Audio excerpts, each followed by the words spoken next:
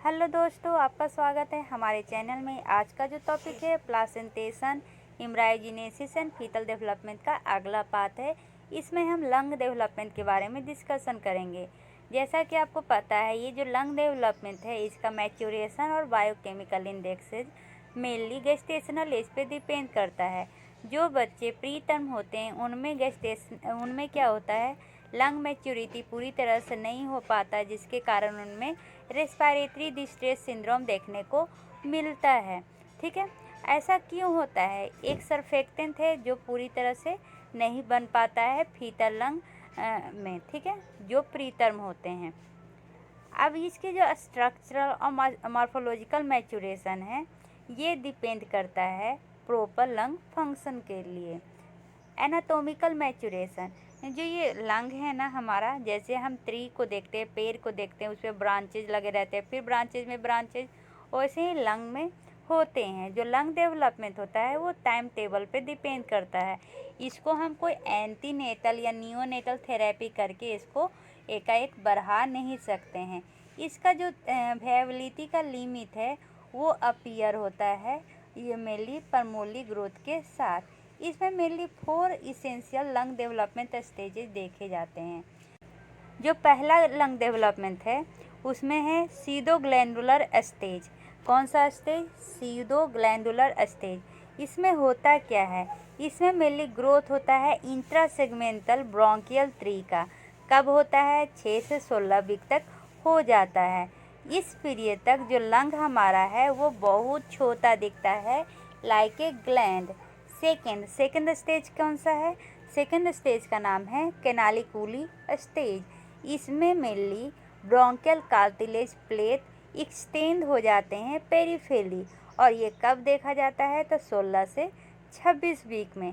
इसमें terminal bronchioles mainly बन जाते हैं और रेस्पिरेटरी ब्रोंक्यूल्स को बनाने लगते हैं, और इसमें बहुत सारे सेकुलर डक्ट आने लगता है। ठीक है, जो थर्ड स्टेज है उसको कहते हैं टर्मिनल सैक स्टेज। ये कब से स्टार्ट होता है? 26 वीक से स्टार्ट होता है। इसमें जो रेस्पिरेटरी ब्रोंक्यूल्स हैं ये प्रिमिटिव परमोली एल्वियोली का फॉर्मेशन कर देते हैं। जो लास्ट स्टेज है उसका नाम है एल्वियोली स्टेज। ये 32 वीक से शुरू होता है। इसमें जो एग्जैक्ट ट्रांजेक्शन है ना टर्मिनल सैक स्टेज का, ये अनक्लियर है। इसमें जो एल्वियोलर स्टेज है उसके दौरान जो एल्वियोलर एपिथेलियल लाइनिंग है वो पतला हो जाता है, जिसके कारण जो गैस एक्सचेंज है वो इम्प्रूव हो जाता है। इसी के साथ एक्स्ट्रा सेलुलर मैट्रिक्स डेवलप्ड होता है proximal to digital lung segment में। कब तक? तो अनटिल टर्म तक। ठीक है, एक्सटेंसिव कैपिलरी जो नेटवर्क है वो बन जाता है, लिम्फ सिस्टम फॉर्म हो जाता है, टाइप 2 निमोसाइट बिगिन हो जाता है, और ये क्या करता है? तो सर्फेक्टेंट का प्रोडक्शन स्टार्ट कर देता है। बर्थ के समय सिर्फ 15% एडल्ट, जैसे कि एडल्ट है ना, उसके लंग की तरह बनने के लिए सिर्फ 15% रहता है, बाकी सब डेवलप्ड हो जाता है। लंग कंटिन्यू करता है ग्रो, ऐड करता है ज़्यादा से ज़्यादा एल्वियोल, लेकिन ये ऐड कब तक करेगा? 8 साल तक। 8 साल तक का जो लंग है वो मैच्योर लंग हो जाता है। ठीक है, इसमें बहुत सारे ये इंसल्ट देखे गए। इंसल्ट मतलब एबनॉर्मलिटी, जैसे कि जिस बच्चे में फीटल रीनल एजेनेसिस होती है उसमें क्या होगा? एमनियोटिक फ्लूइड कम रहेगा, ठीक है, जिसके कारण फीटल ग्रोथ में प्रॉब्लम हो जाएगा, और ये जो प्रॉब्लम होगा फर्स्ट 3 स्टेजेज में देखने को मिलेगा। तो फिर से स्टेजेज एक्सप्लेन कर देते हैं। जो पहला स्टेज है उसको हम कहते हैं सीडोग्लैंडुलर स्टेज। ये स्टेज 6 से 16 वीक तक है। जो दूसरा स्टेज है उसको कहते हैं कैनालिकुली स्टेज। ये 16 से 26 वीक तक है। जो तीसरा स्टेज है वो 26 वीक से बाद तक है, और 32 वीक से पहले है, जिसको हम कहते हैं टर्मिनल सैक स्टेज। जो चौथा स्टेज है उसको कहते हैं एल्वियोलर स्टेज। ये 32 वीक से स्टार्ट होता है और बर्थ तक रहता है। ठीक है, अब एक फीटस जिसमें क्या हो रहा है, मेम्ब्रेन रप्चर हो गया बिफोर 20 वीक, उसमें मेनली ओलिगोहाइड्रोएमियोन देखने को मिलता है, जिसके कारण नॉर्मल ब्रोंकियल जो ब्रांचिंग होता है और कार्टिलेज डेवलपमेंट होता है, लेकिन इमैच्योर एल्वियोली रह जाता है। मतलब कि जिस फीटस में हम मेम्ब्रेन रप्चर देखने को मिले हैं उसमें नॉर्मल ब्रोंकियल ब्रांचिंग और कार्टिलेज डेवलपमेंट तो होता है, लेकिन एल्वियोली पूरी तरह डेवलप नहीं कर पाता है। अगर यही मेम्ब्रेन रप्चर 24 वीक के बाद हो तब मेनली लॉन्ग टर्म इफेक्ट मैंने कम ही प्रॉब्लम होता है परमोली स्ट्रक्चर के मामले में।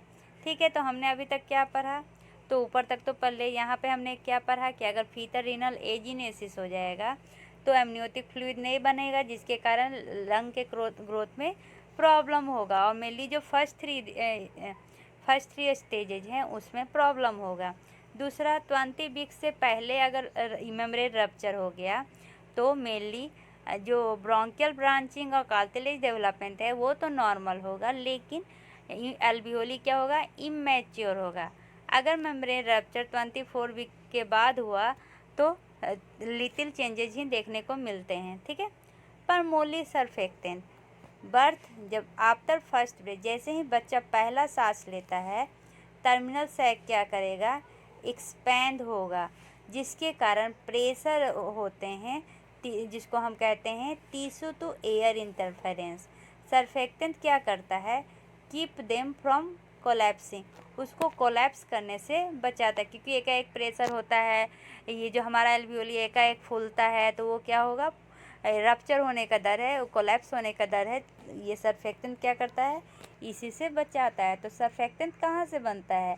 एल्वियोली में 2 लेयर होते हैं, तो एक जो होता है ना टाइप 2 नीमोसाइट, इसी से मेनली सर्फेक्टेंट का फॉर्मेशन होता है। ये जो सेल है ये कैरेक्टराइज्ड कैसे होता है? तो मल्टीवेसिकुलर बॉडी के द्वारा जो प्रोड्यूस होता है लैमिलर बॉडीज में।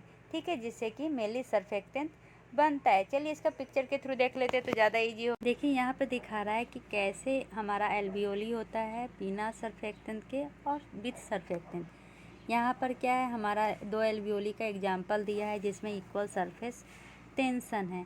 एल्वियोली है 1 जो है ना उसमें हायर प्रेशर है क्योंकि उसका रेडियस ज़्यादा है, और इसलिए जो 1 है उसका रेडियस क्या है? कम है, इसलिए 1 में ज़्यादा कोलैप्स होने का चांसेज है। यही जब हम बात करते हैं विथ सर्फेक्टेंट का, तो इसमें क्या होता है? जो 1 है उसमें लेस सरफेस टेंशन है क्योंकि ज़्यादा सर्फेक्टेंट पर एरिया है। 1 और 2 इक्वल प्रेशर है ड्यू टू सर्फेक्टेंट। 1 क्या करेगा? इनफिल्ट्रेट करेगा faster than 2 until equal in size, जब तक कि साइज इक्वल ना हो जाए। ठीक है। मेनली जो एल्वियोली में है ना 2 टाइप का सेल पाया जाता है। एक सेल जो मेनली हेल्प करता है क्या में? तो गैस एक्सचेंज में। तो जो नीमोसाइट टाइप 1 होता है ना वो थिन फ्लैट सेल होता है जो अलाउ करता है exchange of gases between them. ठीक है। और जो टाइप 2 सेल है वो क्या करेगा? वो मेनली हेल्प करेगा सर्फेक्टेंट को सेक्रिएट करने में, जिसके कारण वो कोलैप्स से बचा सके। जब प्रेशर होता है तो उसमें कोलैप्स से बचा सके और इनर वॉल को एक दूसरे से सटने से रोक सके।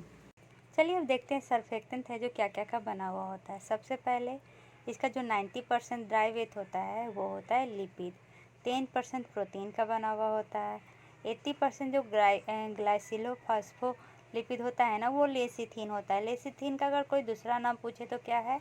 फॉस्फाटिडाइल कोलिन। क्या? फॉस्फाटिडाइल कोलिन। प्रिंसिपल एक्टिव जो कंपोनेंट होता है वो यही लेसिथिन होता है। ठीक है। फॉस्फेटिडाइल ग्लिसरॉल अदर 8 से 15% और भी इसमें क्या होते हैं? तो इसमें होते हैं ये सेकेंड मेजर जो कंस्टिट्यूएंट है फॉस्फेटिडाइल लिनोसिटॉल। ठीक है। अब देखते हैं सर्फेक्टेंट सिंथेसिस। जो बायोसिंथेसिस है वो मेनली टाइप 2 नीमोसाइट के द्वारा होता है। एपोप्रोटीन प्रोड्यूस होता है एंडोप्लाज्मिक रेटिकुलम में। फॉस्फोलिपिड ये primary surface tension lowering component होता है सर्फेक्टेंट का। मतलब कि सर्फेक्टेंट में जो क्या है उसका एक प्रॉपर्टी है कि वो सरफेस टेंशन को लोअर करता है। किसके द्वारा? तो फॉस्फोलिपिड के द्वारा। वहीं जो एपोप्रोटीन है वो क्या करेगा? तो ये फॉर्मिंग और रिफॉर्मिंग का काम करेगा सरफेस फिल्म को। जो सरफेस प्रॉपर्टी होता है सर्फेक्टेंट फॉस्फोलिपिड का वो डिटरमाइन किया जाता है कंपोजिशन और डिग्री ऑफ सैचुरेशन पे। तो क्या का कंपोजिशन और डिग्री ऑफ सैचुरेशन, तो long as chain fatty acid का।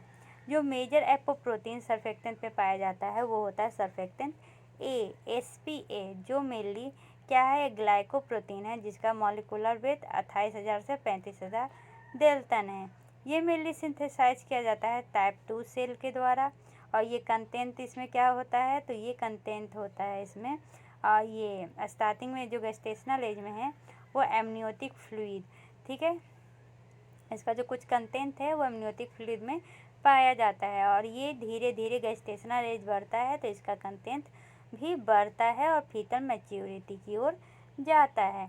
ये जो एपोप्रोटीन है SPA, वो उसका मेजर रोल पार्ट्यूरेशन में भी होता है, ठीक है। अब जो ये SPA है उसका सिंथेसिस मेनली बढ़ता है कैसे, तो फीटल लंग टिश्यू का ट्रीटमेंट करके, किसके द्वारा, तो साइक्लिन एडिनोसिन मोनोफॉस्फेटेज के द्वारा। किसके द्वारा, यहाँ पर है साइक्लिक एडिनोसिन मोनोफॉस्फेटेज एनालॉग के द्वारा, इपिडर्मल ग्रोथ फैक्टर के द्वारा, ट्राइआयोडोथायरोनिन के द्वारा। हम अगर एपोप्रोटीन सिंथेसिस को अगर बढ़ेगा तो सर्फेक्टेंट ग्लाइकोफॉस्फोलिपिड का सिंथेसिस भी बढ़ेगा, मतलब दोनों क्या होता है, डायरेक्टली प्रोपोर्शनल होता है। अब ये जो एपोप्रोटीन SPA जीन है इसका एक्सप्रेशन मेनली कब होता है, तो 29 वीक में हो जाता है। मेनली दो सेपरेट जीन होते हैं क्रोमोसोम नंबर 10 पे, SPA1 और SPA2, जिसका रेगुलेशन क्या होता है, डिस्टिंक्टिव और डिफरेंट होता है। साइक्लिक AMP मेनली ज़्यादा इम्पोर्टेंट होता है SPA2 एक्सप्रेशन पे, वहीं ये SPA2 एक्सप्रेशन को कम कौन करता है, तो डेक्सामेथासोन, याद रखिएगा ये बहुत ही ज़्यादा इम्पोर्टेंट है। क्या इम्पोर्टेंट है, तो जो हमारा SPA2 जीन है इसको कौन ये कम करता है, तो इसको डेक्सामेथासोन कम करता है। कौन ज़्यादा करता है, तो साइक्लिक AMP ज़्यादा करता है, ठीक है। बहुत सारे जो स्मॉलर एपोप्रोटीन जैसे कि SPB SPC है वो इम्पोर्टेंट होता है एक्शन ऑफ सर्फेक्टेंट को देखने के लिए। जैसे कि अगर SPB जीन डिलीशन हो जाए तो फिर क्या हो जाएगा, लार्ज अमाउंट ऑफ सर्फेक्टेंट का प्रोडक्शन में प्रॉब्लम हो जाएगा। अब देखते हैं ये जो कॉर्टिकोस्टेरॉयड है और फीटल लंग मैच्योरेशन है, इसमें क्या रिलेशन है। कॉर्टिकोस्टेरॉयड और फीटल लंग मैच्योरेशन में क्या रिलेशन है, चलिए देखते हैं। सबसे पहले कहा जाता है कि प्रीटर्म डिलीवरी में, अगर प्रीटर्म डिलीवरी करवाने से पहले अगर आप कॉर्टिकोस्टेरॉयड का इंजेक्शन दे दें तो इससे क्या हो जाएगा, जो लंग मैच्योरेशन और सर्फेक्टेंट सिंथेसिस है वो स्टिमुलेट कर देता है। इसका मतलब कि ये जो फीटल कॉर्टिसोल है ये स्टिमुलेट करता है लंग मैच्योरेशन और सर्फेक्टेंट सिंथेसिस को, ठीक है। तो ग्लूकोकॉर्टिकॉइड्स में कौन कौन सा, बीटामेथासोन और डेक्सामेथासोन मेनली ऐसे रिलेट करता है फीटल लंग मैच्योरिटी को।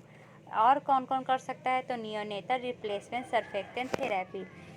अब ये नियोनेटल रिप्लेसमेंट सर्फेक्टेंट थेरेपी क्या है, ये एक प्रोफाइलैक्टिक की तरह यूज करते हैं जिसमें हम इंट्यूबेट करते हैं या सर्फेक्टेंट को एडमिनिस्टर करते हैं ताकि उनको RDS रेस्पिरेटरी डिस्ट्रेस सिंड्रोम से बचाया जा सके, ठीक। बर्थ के कुछ मिनट तक जो रेस्पिरेटरी सिस्टम होता है ना उसको ऑक्सीजन चाहिए ताकि वो एलिमिनेट कर सके कार्बन डाइऑक्साइड को। रेस्पिरेटरी मसल डेवलप्ड अर्ली हो जाता है, पहले से ही डेवलप्ड रहता है। चेस्ट, जो फीटल चेस्ट वॉल का मूवमेंट है वो डिटेक्ट होता है सोनोग्राफी के द्वारा, कैसे तो 11 वीक में। उसके बाद 4 मंथ के बिगिनिंग में क्या होता है, फीटल रेस्पिरेटरी मूवमेंट करना स्टार्ट कर देता है एमनियोटिक फ्लूइड के द्वारा। सबसे पहला जो है वो है पिट्यूटरी डेवलपमेंट। जो पिट्यूटरी डेवलपमेंट है ना, मतलब कि कह सकते हैं जो फीटल का इंडोक्राइन सिस्टम है ना वो सेंट्रल नर्वस सिस्टम के मैच्योर होने से पहले ही वो फंक्शनल हो जाता है। जो एंटीरियर पिट्यूटरी ग्लैंड है वो डेवलप्ड होता है ओरल एक्टोडर्म से, जिसको हम रथ के पॉस कहते हैं। वहीं posterior pituitary gland neuro ectoderm से डेराइव होता है। चलिए सबसे पहले एंटीरियर या इंटरमीडिएट लोब को पढ़ते हैं। एंटीरियर पिट्यूटरी ग्लैंड को एडिनो हाइपोफाइसिस भी कहा जाता है, जो डिफ्रेंशिएट होता है 5 सेल टाइप में, ठीक है। जो 5 सेल टाइप है वो सेक्रिएट करता है 6 प्रोटीन हार्मोन को। तो याद रखिएगा एंटीरियर पिट्यूटरी में कितने सेल टाइप होते हैं, 5 सेल टाइप होते हैं, जो 6 पिट्यूटरी हार्मोन को 6 प्रोटीन हार्मोन को रिलीज करता है। ठीक है, सबसे पहला लैक्टोट्रोप्स जो प्रोड्यूस करता है प्रोलैक्टिन, दूसरा सोमैटोट्रोप्स जो प्रोड्यूस करता है ग्रोथ हार्मोन, तीसरा कॉर्टिकोट्रोप जो प्रोड्यूस करता है कॉर्टिकोट्रोपिन, एसीटीएस, थायरोट्रोप्स जो प्रोड्यूस करता है थायराइड, गोनेडोट्रोप्स जो प्रोड्यूस करता है ल्यूटेलाइजिंग हार्मोन और फॉलिकल स्टिमुलेटिंग हार्मोन। तो जो हमारा गोनेडोट्रोप सेल है यही दो सेक्रिएट करता है, कौन कौन सा, तो ल्यूटेलाइजिंग हार्मोन और फॉलिकल स्टिमुलेटिंग हार्मोन। जो ACTH है ना, ये सबसे पहले डिटेक्ट होता है फीटल पिट्यूटरी ग्लैंड में। कब होता है, तो 6th वीक में होता है। याद रखिएगा सबसे पहले कौन सा डिटेक्ट होता है, तो ACTH। ये क्वेश्चन आ सकता है कि सबसे पहले कौन सा मेनली जो सेल है वो फंक्शनल होगा। तो अगर सबसे पहले ACTH दिखेगा तो सबसे पहले फंक्शन कौन सा होगा, तो कॉर्टिकोट्रोप सेल होगा। ठीक है, और ये कब हो जाता है, तो 7 वीक में ही हो जाता है। ग्रोथ हार्मोन और ल्यूटेलाइजिंग हार्मोन आइडेंटिफाई होता है 13 वीक में। ये 17 वीक के अंत तक fetal pituitary gland mainly synthesis करने लगता है और सारे हार्मोन को स्टोर करने लगता है। जो फीटल पिट्यूटरी है ना, वो रिस्पॉन्सिबल रहता है हार्मोन्स के लिए। ठीक है, जो फीटल पिट्यूटरी है ना, वो सेक्रिएट करता है beta endorphin, cause blood level of beta endorphin और बीटा लिपोट्रोपिन, जो इंक्रीज होता है मेनली जब फीटल का ये कार्बन डाइऑक्साइड का पार्शियल प्रेशर बढ़ता है। ठीक है, इन जो वेल डेवलप्ड इंटरमीडिएट लोब होते हैं फीटल पिट्यूटरी ग्लैंड में, वो मेनली धीरे धीरे डिसअपीयर करने लगता है, या तो बिफोर टर्म या एडल्ट पिट्यूटरी होने से पहले। अब ये जो इंटरमीडिएट लोब था इसका क्या काम था, तो अल्फा मेलानोसाइट स्टिमुलेटिंग हार्मोन का सेक्रिएट करना और बीटा इंडोर्फिन का सेक्रिएट करना। न्यूरोहाइपोफाइसिस जो पोस्टीरियर पिट्यूटरी ग्लैंड है उसको हम न्यूरोहाइपोफाइसिस कहते हैं, जो डेवलप्ड होता है न्यूरो एक्टोडर्म के द्वारा। कब होता है, 10 से 12 वीक में होता है। ये मेनली 2 हार्मोन सेक्रिएट करता है, ऑक्सीटॉक्सिन और आर्जिनिन वैसोप्रेसिन, जिसको एंटी डायरेटिक हार्मोन भी कहा जाता है। ये दोनों हार्मोन मेनली फंक्शनल होते हैं फीटस में भी, और इसका क्या काम है, तो वाटर का कंजर्वेशन करना काम है। कैसे करता है, तो बाय लंग और प्लासेंटा के द्वारा। जब फीटस में रहता है तो ये किडनी का हेल्प नहीं लेता है, लेकिन एडल्ट में आपको पता है जो मेन है हमारा वाटर कंजर्वेशन का वो है किडनी। जो आर्जिनिन वैसोप्रेसिन लेवल है वो अम्बिलिकल कॉर्ड प्लाज्मा में स्लाइटली हायर होता है as comparison to maternal level. Elevated जो AVP होता है वो अपीयर हो जाएगा, और ये किससे एसोसिएटेड होता है, फीटल स्ट्रेस से। अगर फीटल स्ट्रेस में है इसका मतलब कि कैसे पता चलेगा, तो उसमें AVP बढ़ा हुआ रहेगा। अब आते हैं थायराइड ग्लैंड में। Thyroid gland pituitary thyroid system है ना, वो फंक्शनल हो जाता है फर्स्ट ट्राइमेस्टर के एंडिंग तक। थायराइड ग्लैंड सिंथेसाइज करता है हार्मोन 10 से 12 वीक तक, और जो कुछ हार्मोन है थायरोट्रोपिन, थायरोक्सिन बाइंडिंग ग्लोबुलिन, वो 11 वीक तक वो फीटल सीरम में डिटेक्ट होने लगता है। जो प्लासेंटा है ना, वो एक्टिवली कंसंट्रेट करता है आयोडाइड फीटल साइड वाला, मतलब कि जो हमारा प्लासेंटा है 2 तरफ का होता है। जो फीटस की तरफ होता है उसको फीटल साइड प्लासेंटा कहते हैं, और जो मदर की तरफ होता है उसको मैटरनल साइड प्लासेंटा कहते हैं। जो फीटल साइड प्लासेंटा है वो क्या करता है, आयोडाइड को कंसंट्रेट करने लगता है। ठीक है, उसके बाद 12 वीक और उससे आगे के प्रेगनेंसी में जो फीटल थायराइड है वो ज़्यादा आयोडाइड कंसंट्रेट करता है as comparison to maternal thyroid. जो मैटरनल एडमिनिस्ट्रेशन होता है आइदर रेडियो आयोडाइड या कोई अमाउंट ऑफ ऑर्डिनरी आयोडाइड, ये हजारदज हो जाता है आफ्टर दिस टाइम। मतलब कि देखिए ऐसे भी आयोडीन क्या होता है, फीटल साइड वाला प्लासेंटा ज़्यादा कंसंट्रेट करता है। अगर हम बाहर से आयोडीन ले रहे हैं या रेडियो आयोडाइड करवा रहे हैं तो क्या होगा, फीटल साइड में ज़्यादा से ज़्यादा मतलब कि टॉक्सिक हो जाएगा, जिसके कारण वो हार्मफुल हो जाता है इस समय के बाद, मतलब कि 12 वीक के बाद। नॉर्मल फीटल लेवल जो होता है free thyroxine T4 free triiodothyronine T3, thyroxine binding globulin, ये इंक्रीज होता है पूरे गेस्टेशन में। कंपेयर विथ एडल्ट लेवल में कंपेयर करने के लिए 36 वीक आते आते जो फीटल सीरम कंसंट्रेशन होता है ना TSH का, वो हायर हो जाता है। टोटल और फ्री कंसंट्रेशन जो रहता है वो लोअर हो जाता है, T4 सेम रहता है। मतलब कि अगर अडल्ट इंसान से कंपेरिजन किया जाए 36 कितने वीक वाले, तो 36 वीक वाले बच्चे को तो THS क्या हो जाएंगे, हाई हो जाएंगे। टोटल T3 कितना हो जाएगा, लो हो जाएगा। और टोटल T4 क्या रहेगा, दोनों में बराबर रहेगा। ठीक है, ये सजेस्ट करता है ना कि जो फीटल पिट्यूटरी है वो ये ज़्यादा सेंसिटिव नहीं हो सकता है फीडबैक का, जब तक कि लेट प्रेगनेंसी ना आ जाए। जो फीटल थायराइड हार्मोन है वो इम्पोर्टेंट रोल करते हैं नॉर्मल डेवलपमेंट में। ठीक है, स्पेशली ब्रेन। ये इन्फ्लुएंस करता है कोजेनाइटल हाइपरथायराइडिज्म के द्वारा। तो इसमें होता क्या है, maternal thyroid stimulating antibody cross कर जाता है प्लासेंटा को, और इसके कारण क्या होता है, फीटल का थायराइड स्टिमुलेट हो जाता है। ये जो फीटस है वो डेवलप करेगा tachycardia, hepatosplenomegaly, haematological abnormalities, craniosynostosis, growth restriction. As children में ये क्या होता है, परसेप्चुअल मोटर डिफ़िकल्टी में उसके कारण होता है, हाइपर एक्टिविटी होता है और ग्रोथ रिड्यूस हो जाता है।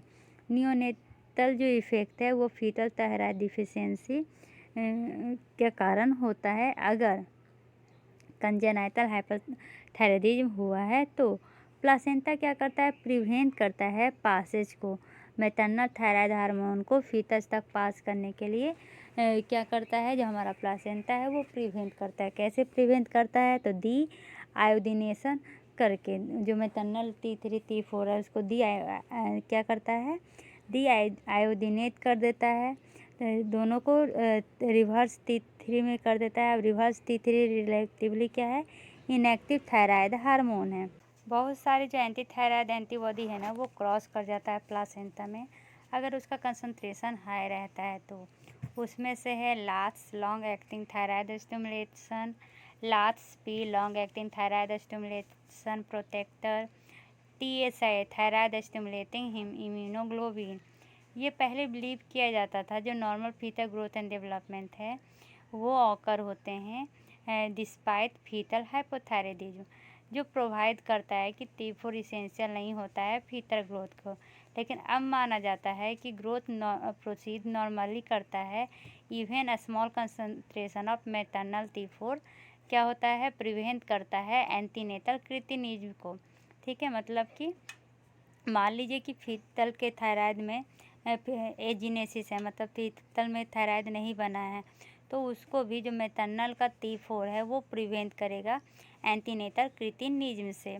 जो फीटस है जिसको कोजेनाइटल हाइपोथायराइडिज्म हुआ है उसमें मेनली स्टिग्माटा ऑफ क्रिटिनिज्म नहीं डेवलप्ड होता है जब तक कि वो जन्म न ले ले। ऐसा क्यों, क्योंकि जो माँ का T4 थोड़ा सा भी जो T4 का कंसंट्रेशन है वो प्रिवेंट करता है फीटस को क्रिटिनिज्म से, इसलिए बीमारी होगी तो जन्म के बाद ही होगी।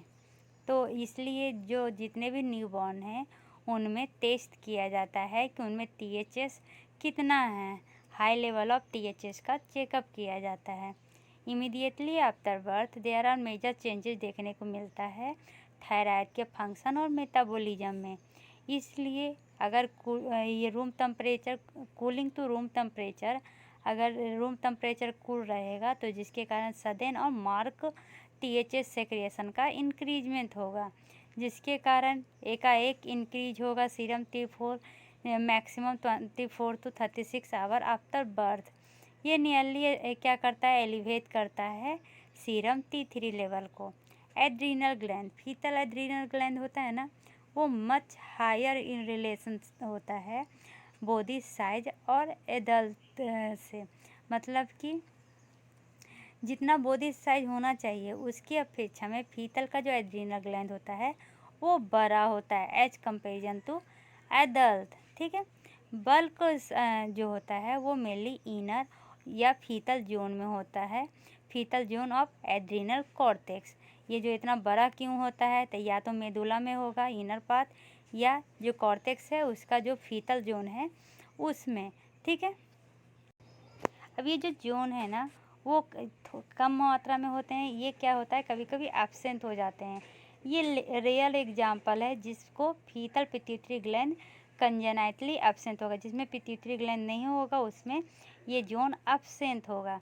ठीक है, अब आते हैं डेवलपमेंट ऑफ जेनेटालिया। डेवलपमेंट ऑफ जेनेटालिया एक अलग पीपीटी में बहुत अच्छे से पढ़ाए हैं। Genital ambiguity of the newborn, ambiguity मतलब एबनॉर्मलिटी, जेनाइटल से रिलेटेड। अगर फीटस जो है वो फीमेल है और उसमें एक्सेसिव एंड्रोजन एक्शन हो गया तब नियोनेटल जेनेटेलिया में एम्बिग्यूटी होगा, और अगर फीटस मेल है उसमें एंड्रोजन कम हुआ, इनएडिक्वेट हुआ, तब उसमें एम्बिग्यूटी होगा। ये जो जेनाइटल एम्बिग्यूटी है वो इंडिकेट करता है थ्रू हर्माफ्रोडाइटिज्म को। हर्माफ्रोडाइट मतलब क्या होता है, इंटरसेक्स पर्सन। तो सिर्फ अगर हर्माफ्रोडाइट बोला जाएगा तो ऐसा पर्सन जिसमें कुछ या सारे प्राइमरी सेक्स ऑर्गन प्रेजेंट हो। मतलब कि अगर आपको देखने में मेल लग रहा है तो लेकिन जब अंदर से देखिएगा तो उसमें फीमेल और मेल दोनों के प्राइमरी सेक्स ऑर्गन प्रेजेंट होता है। ठीक है, मेनली ये जो हर्माफ्रोडाइट होता है ना वो 3 तरह का होता है, ट्रू, मेल सीडो और फीमेल सीडो। ट्रू हर्माफ्रोडाइट कहने का क्या मतलब है कि ऐसा पर्सन जिसमें दोनों ओवरी भी प्रेजेंट हो और दोनों टेस्टिकुलर टिश्यू भी प्रेजेंट हो। ठीक है, फीमेल सीडो कहने का क्या मतलब है, इसमें ऐसा पर्सन जिसमें फीमेल तो प्रेजेंट ये ओवरी तो प्रेजेंट होगा लेकिन पेनिस जैसे कि जो मेल प्राइमरी कैरेक्टरिस्टिक होता है वो प्रेजेंट होता है। ठीक है, लेकिन डोमिनेंट कौन होगा, फीमेल होगा। वैसे ही मेल में मेल डोमिनेंट होगा लेकिन दोनों सेक्स कैरेक्टर प्रेजेंट होगा। ठीक है, ये रियली जेनाइटल एम्बिग्यूटी है जो इंडिकेट करता है थ्रू हर्माफ्रोडाइट को। कुछ जो ट्रांसक्रिप्शन फैक्टर है SOX9, SF1, WT1 और डिस्ट्रप्शन ऑफ सिग्नलिंग मॉलिक्यूल जैसे कि हेज-होज, WNT, साइक्लिन डिपेंडेंट काइनेज, रास या मैप काइनेज, जिसके कारण ये डिसऑर्डर आता है सेक्सुअल डेवलपमेंट में। ठीक है, इसका एग्जांपल्स क्या है, तो कंजेनाइटल एड्रिनल हाइपरप्लेसिया और एंड्रोजन इनसेंसिटिविटी सिंड्रोम। अगर जेंडर डिफरेंशिएशन में एबनॉर्मलिटी जा रही है तो ये मेनली जेनाइटल एम्बिग्यूनिटी होता है। इसमें 4 तरह का क्लिनिकली डिफाइंड कैटेगरी है। एक तो female pseudohermaphroditism, male pseudohermaphroditism, dysgenetic gonads जिसमें थ्रू हर्माफ्रोडाइटिज्म आता है, और रेयरली थ्रू हर्माफ्रोडाइटिज्म देखने को मिलेगा। इसका कैटेगरी बताया गया। Category 1 female pseudohermaphroditism. इस कंडीशन में क्या होता है ना, मुलेरियन इनहेबिटिंग सब्सटेंस प्रोड्यूस नहीं होता है, एंड्रोजन एक्सपोजर ज़्यादा होता है लेकिन वेरिएबल होता है।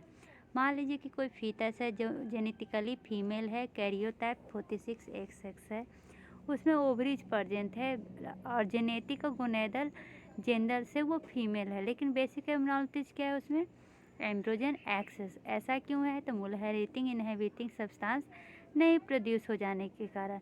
तो उसमें क्या होगा, यूट्रस, फैलोपियन ट्यूब और अपर वेजाइनल डेवलप्ड हो जाएगा।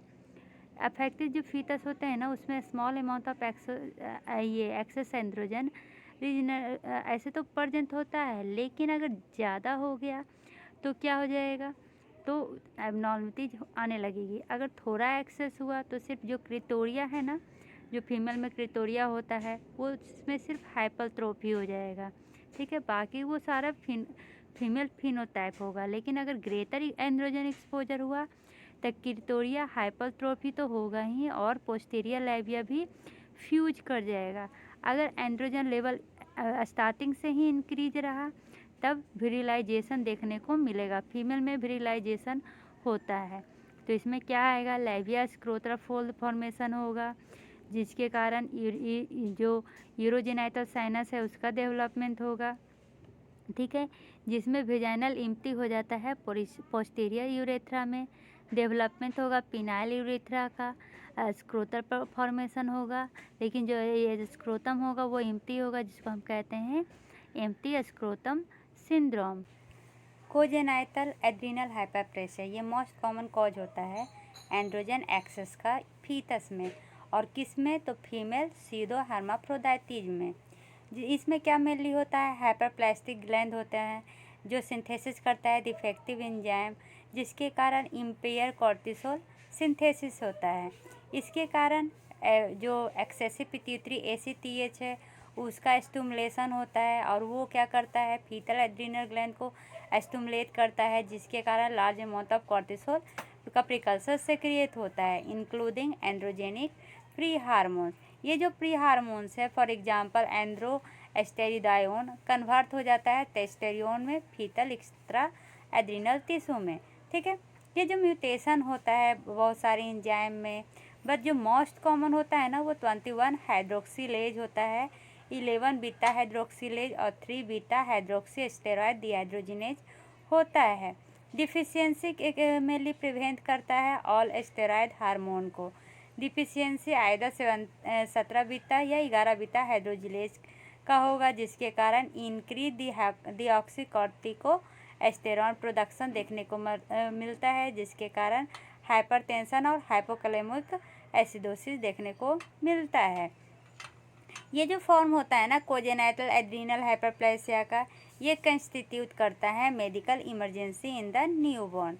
अभी हाल में ही 21 हाइड्रोक्सी डिफिशियंसी डायग्नोसिस हुआ है ईथरो में, जिसका जो होता है ना मॉलिकुलर फीटल DNA एनालिसिस के थ्रू।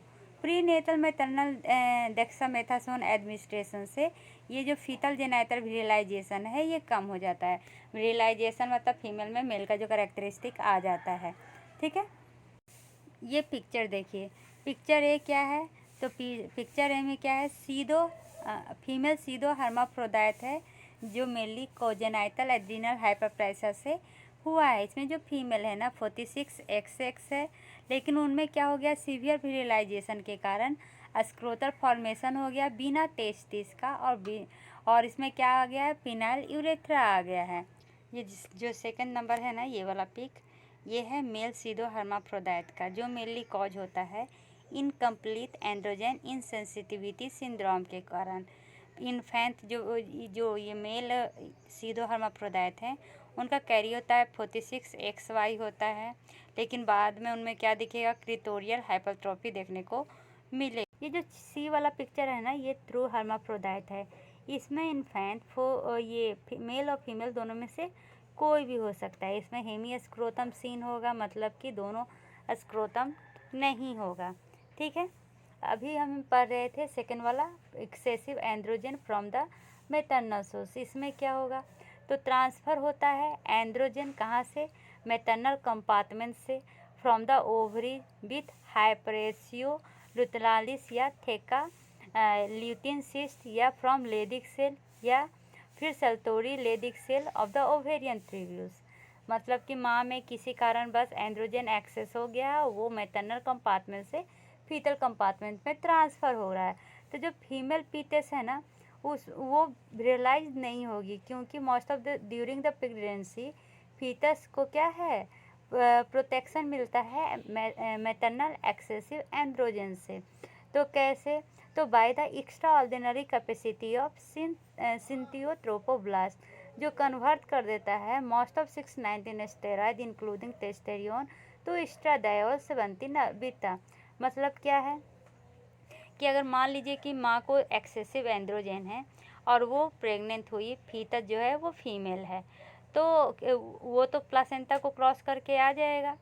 तो इससे हमारे फीटस को है ना, फीमेल फीटस को कोई ऐसा प्रभाव नहीं पड़ता है। ऐसा क्यों होता है, तो जो सिंथसाइटोट्रोपोब्लास्ट है ना वो ये जो टेस्टेरियोन है उसको एस्ट्राडायोल में कन्वर्ट कर देता है। इसमें सिर्फ एक एक्सेप्शन है, वो है जनरलाइजेशन फीटल एरोमेटेज डिफिशियंसी। अगर ऐसा होता है नॉर्मली, लेकिन मान लीजिए कि फीटल एरोमेटेज डिफिशियंसी हो जाए तब बहुत मैटरनल और फीटल रियलाइजेशन देखने को मिलेगा।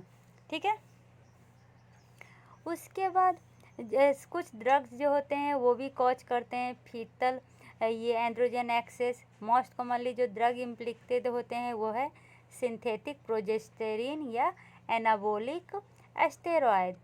एक्सेप्ट द एरोटोमेटेज इफिशियंसी, जो फर्टाइल फीमेल होती है ना, अगर उसका प्रॉपर डायग्नोसिस किया जाए तो उसका ट्रीटमेंट स्टार्टिंग में ही हो सकता है। दूसरा, मेल सीडो हर्माफ्रोडाइट। इसमें क्या होगा, फीटस जो होगा वो मेल होगा, लेकिन उनमें जो एंड्रोजन जितना होना चाहिए उससे कम होगा। ठीक है, इसमें दोनों टेस्टिस होंगे, नो गोनेड्स होगा, कुछ भी हो सकता है। फीमेल में क्या देखा गया, विरिलाइजेशन देखा गया। मेल में क्या देखा जाएगा, मस्कुलराइजेशन देखा जाएगा। क्यों देखा जाएगा, inadequate production of testosterone by the fetal testis. इसमें क्या होता है, जेनाइटल जितना प्रोड्यूस होना चाहिए एंड्रोजन उतना प्रोड्यूस नहीं होता क्यों है ऐसा, तो failure of in situ formation of 5 alpha DHT। जो इन सिटू फॉर्मेशन होता था डाइहाइड्रोक्सी टेस्टेरियन का, उसका प्रोडक्शन नहीं होने के कारण ऐसा, क्योंकि जो टेस्टिस प्रेजेंट होता है ना एम्ब्रियोनिक लाइफ में वो mainly Mullerian inhabiting substance produce करता है, जो यूट्रस, फैलोपियन ट्यूब, अपर वेजाइनल को डेवलपमेंट से रोकता है। जो फीटल टेस्टिकुलर टेस्टेरियन प्रोडक्शन है अगर फेल हो जाएगा तो इंजाइमेटिक डिफेक्ट हो जाएंगे स्टेरॉइडोजिनेसिस में, जिसके कारण जो 4 इंजाइम हैं बायोसिंथेसिस पाथवे में जो टेस्टेरियन सिंथेसिस में हेल्प करते हैं वो इम्पेयर हो जाएंगे, जिसके कारण एब्नॉर्मलिटी देखने को मिलेगा LH SCG रिसेप्टर में, और जिसके कारण क्या होगा, लेडिक सेल हाइपोप्लेसिया देखने को मिलेगा। फीटल एम्ब्रियोनिक टेस्टिकुलर रिग्रेशन जो होता है उसमें टेस्टिस रिग्रेस कर देता है ड्यूरिंग एम्ब्रियोनिक और फीटल लाइफ में। कोई भी टेस्टेरियन प्रोडक्शन नहीं होता है। फिनोटाइपिक स्पेक्ट्रम वेरी करते हैं फ्रॉम नॉर्मल फीमेल से, जिनमें एब्सेंट होता है uterus, fallopian tube, upper vagina. Normal male phenotype होगा, लेकिन उसमें क्या होगा, एनोर्किया में मेनली होता है ना पर्सन तो XY कैरियोटाइप का होता है, लेकिन उसमें क्या होता है, कोई भी टेस्टिस नहीं होता है। ठीक है, एंड्रोजन रेजिस्टेंस या डिफिशियंसी जो होता है ना वो एंड्रोजन रिस्पॉन्सिवनेस के कारण देखने को होता है, जिसके कारण एबनॉर्मल या एब्सेंट एंड्रोजन रिसेप्टर प्रोटीन या एंजाइमेटिक फेलवर जो कन्वर्ट करता है टेस्टेरियन को 5 अल्फा DHT में, उसके कारण होता है। ये जो एंड्रोजन रेजिस्टेंस या एंड्रोजन जो रिस्पॉन्सिवनेस करता है उसकी डिफिशियंसी क्यों होती है, तो एंड्रोजन रिसेप्टर प्रोटीन के एब्सेंट या एबनॉर्मल हो जाने के कारण, या जो टेस्टेरियन को 5 अल्फा DHT में कन्वर्ट करता था उसका एंजाइमेटिक फेलवर हो जाने के कारण। एंड्रोजन इनसेंसिटिव सिंड्रोम, फॉर्मली इसको क्या कहा जाता है, टेस्टिकुलर फेमिनाइजेशन कहा जाता है। ये most extreme form of androgen resistance syndrome का आता है। ठीक है, अगर ये जो फीमेल सीडो हर्माफ्रोडाइट हुआ था उसमें कोजेनाइटल एड्रिनल हाइपरप्लेसिया, और मेल में क्या होगा, एंड्रोजन इनसेंसिटिविटी सिंड्रोम, उसमें टेस्टिकुलर फेमिनाइजेशन होगा। ठीक है, एंड्रोजन इनसेंसिटिविटी सिंड्रोम पहले ये कहलाता था टेस्टिकुलर फेमिनाइजेशन। ये मोस्ट एक्सट्रीम फॉर्म होता है एंड्रोजन रेजिस्टेंस सिंड्रोम का। इसमें मेनली जो एंड्रोजन है वो रिस्पॉन्स नहीं करता है। मोर देन 800 म्यूटेशन के कारण ये सिंड्रोम होता है। ठीक है, इसमें क्या होता है ना, जो एक जॉन जीन होता है लॉन्ग आर्म पर X क्रोमोजोम का, वो उसमें म्यूटेशन आ जाता है।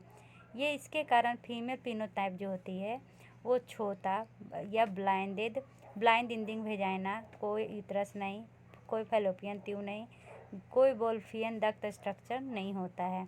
एक्सपेक्टेड टाइम ऑफ पुबर्टी क्या होता है, तो टेस्टेरियन जब पुबर्टी का टाइम आता है तो टेस्टेरियन लेवल जो होता है अफेक्टेड इंडिविजुअल का वो इंक्रीज कर जाता है नॉर्मल वैल्यू से। ठीक है, उसी तरह जो विरिलाइजेशन होता है वो ऑकर नहीं होता है। इवन पीविक और एक्सिलरी हेयर जो होता है वो डेवलप नहीं करता है, क्योंकि जो इंड ऑर्गन रेजिस्टेंस होता है, because of end organ resistance, मतलब कि इंड ऑर्गन रेजिस्टेंस जो हमारा मेन ये सेक्स ऑर्गन है वो रिस्पॉन्स नहीं करने के कारण जो हमारा ये एक्सिलरी हेयर है ये सब डेवलप नहीं करता है। ठीक है, एंड्रोजन रेजिस्टेंस हो जाने के कारण मेनली जो ब्रेन और पिट्यूटरी है उसमें जो LH लेवल है वो इंक्रीज हो जाएगा, और इसके इंक्रीज होने से टेस्टिकुलर सेक्रिएशन जो होता है वो कन्वर्ट हो जाता है किसमें, एस्ट्राडायोल संवती बीटा में। एज ये तो हो गया कंप्लीट वाला, जिसमें इनकम्प्लीट एंड्रोजन इंसेंसिटिविटी है उसमें स्लाइटली एंड्रोजन के लिए रिस्पॉन्सिव होता है, जिसके कारण क्या होगा, क्लिटोरियल हाइपरट्रोफी बर्थ में देखने को मिलेगा। और एक्सपेक्टेड टाइम पे मेनली ये जो पुबर्टी है, प्यूबिक और एक्सिलरी हेयर है वो डेवलप करेंगे, लेकिन विजुअलाइजेशन ऑकर नहीं होगा। ये पेशेंट है जो है इस टाइप के पेशेंट, उनमें ब्रेस्ट तो डेवलपमेंट होता है बट इंडोक्राइन जो मैकेनिज्म होता है वो सही होता है। ठीक है, जो इनसेंसिटिविटी होता है जो एकदम ही नहीं करता है उसमें जर्म लाइन मिससेंस म्यूटेशन हो जाने के कारण भी हो सकता है। ठीक है, अनदर ग्रुप क्या है, तो फैमिलियर मेल सीडो हर्माफ्रोडाइटिज्म टाइप 1, इसमें इसको मेनली रेफेंस्टेन सिंड्रोम भी कहते हैं। ये क्या को कंस्टिट्यूट करता है, spectrum of incomplete genital visualisation, phenotype vary करेंगे। ठीक है, इसमें मेनली इनकम्प्लीट एंड्रोजन इंसेंसिटिविटी देखने को मिलेगा, बाइफिड स्क्रोटम इनफर्टिलिटी और गैनेकोमेस्टिया देखने को मिलेगा। जीन इनकोडिंग करते हैं एंड्रोजन रिसेप्टर प्रोटीन होता है जो लोकेटेड होता है एक्स क्रोमोजोम पे। ठीक है, अल्टरनेट फॉर्म क्या होता है एंड्रोजन रेजिस्टेंस का, मेनली 5 अल्फा रिडक्टेज डिफिशियंसी कहाँ पे होता है, एंड्रोजन रिस्पॉन्सिव टिश्यू में। इसके कारण क्या होगा, एंड्रोजन एक्शन के कारण, अगर एंड्रोजन एक्शन होगा एक्सटर्नल जेनिटैलिया में तो ये मेडिएट होगा 5 अल्फा DHT से कारण। कैटेगरी 3 इसमें क्या होता है, डिजेनेटिक गोनेड्स, अफेक्टेड इंडिविजुअल होता है ना उसमें कैरियोटाइप वेरी करते हैं, कॉमनली एबनॉर्मल होते हैं। नेम डिस्क्राइब क्या करता है, तो इसमें जेनेटिक में प्रॉब्लम होना, इसमें क्या होता है, मुलेरियन इनहिबिटिंग सब्सटेंस प्रोड्यूस नहीं होता, फीटर एंड्रोजन एक्सपोजर होता है लेकिन वो वेरिएबल होता है, जिसके कारण यूट्रस, फैलोपियन ट्यूब और अपर वेजाइना प्रेजेंट होता है। Most common form of gonadal dysgenesis क्या है, तो टर्नर सिंड्रोम 46X, इसमें एक एक्स होता है जो डेवलप नहीं करता है। फिनोटाइप से फीमेल होती है लेकिन जो सेकेंडरी जेनरल कैरेक्टरिस्टिक है वो मेनली डेवलप नहीं होता है, जैसे कि पुबर्टी, जेनाइटल इन्फेंटिलिज्म, ये सब नहीं होता है। कुछ पर्सन में डिजेनेसिस जो होता है उसमें जेनेटैलिया भी एम्बिगियस होता है, मतलब जो कैरेक्टर होता है वो देखने में नहीं मिलता है। ठीक है, एग्जाम्पल के लिए एक साइड ये जो डिजेनेसिस गोनेड्स है उसका वन साइड एबनॉर्मल टेस्टिस होगा जिसको डिसऑन्टोजेनेटिक ट्यूमर कहते हैं, और अदर साइड क्या होगा, तो other side recombinant human growth hormone देखने को मिलेगा। ठीक है, कैटेगरी 4 में क्या था, ट्रू हर्माफ्रोडाइटिज्म, इसमें जो कॉज होता है जेनेटल एम्बिग्यूटी का वो प्रिलिमिनरी डायग्नोसिस होता है। इसमें क्या क्या इंक्लूड होंगे, तो गोनेड्स का लोकेशन, फैलस का लेंथ, डायमीटर, यूरेथ्रस मीटस का position, degree of labioscrotal fold fusion, identification of vagina, vaginal pouch और यूरोजेनाइटल साइनस। अगर यूट्रस प्रेजेंट हुआ तो डायग्नोसिस फीमेल सीडो हर्माफ्रोडाइटिज्म होगा, अगर टेस्टिकुलर या गोनेडल डिजेनेसिस हुआ तो ट्रू हर्माफ्रोडाइटिज्म हुआ, मतलब कि डायग्नोसिस में फीमेल सीडो हर्माफ्रोडाइटिज्म भी दिखेगा, टेस्टिकुलर या गोनेडल डिजेनेसिस भी दिखेगा, या ट्रू हर्माफ्रोडाइटिज्म होगा अगर यूट्रस प्रेजेंट हुआ तो। A family history of congenital adrenal hyperplasia इसमें हेल्पफुल है।